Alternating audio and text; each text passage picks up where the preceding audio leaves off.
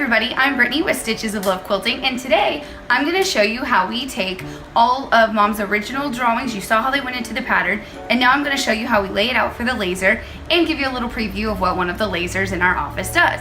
So right now I'm in our main kitting room. We're not showing you the whole thing because there's always a pile of kits and people working, and it's always lots of stuff happening in this room.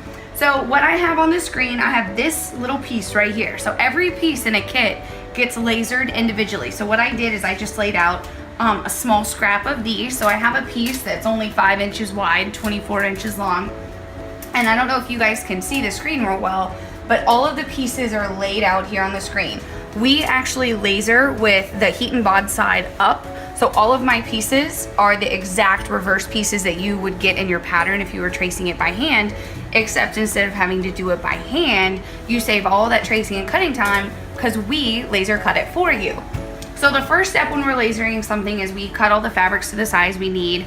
It is actually ironed by hand with heat and bond light. We don't use heat presses because we really want the heat and bond light to be evenly heated everywhere, and so we found that by hand with our Laura Star iron is the best way to do that. So then the way we control this, we lay it all out.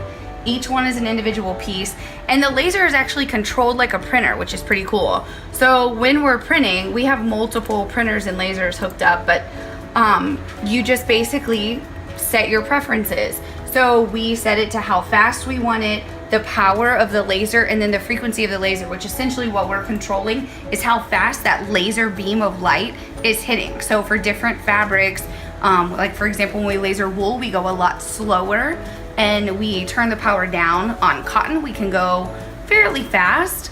You can only do one layer at a time because if you do multiple layers, that's when you get burn marks and you get not really nice even cut lines like we like to have in our kits. So essentially, once all the hard work is done of laying it out, everyone's prepped the fabric, I say okay to print to one of the lasers. So this is our Epilogue Laser 1. This is our original laser.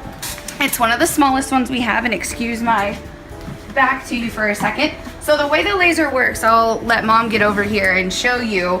Again, I'm just using a small scrap inside of here. You have a laser beam of light that actually has 3 mirrors or lenses or whatever you call it, and it's going to beam down. You can see there's like a little curly Q to the side. We actually have air assist that blows air directly where it's going to cut, and then we have a super huge not pretty vent that goes out because you do have this loud monster of a ventilation system to pull the smoke out, so again you don't have any marks. So bear with me, I'm going to turn on what we call the noise machines, and for our staff and ourselves, sometimes you'll hear when we give you a call back in the office, we're like, oh, we can't hear the phone because the laser's on, because everybody sometimes puts these in.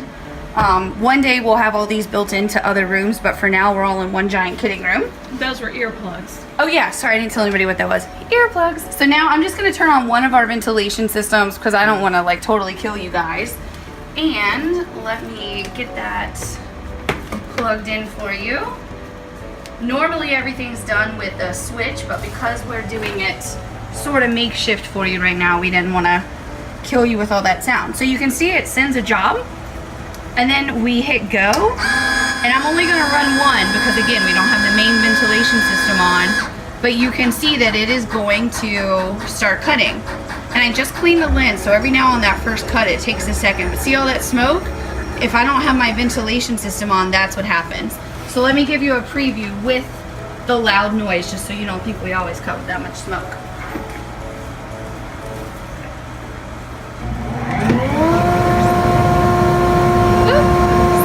Now with that ventilation system, see all that smoke disappears, and it is cutting everything for you.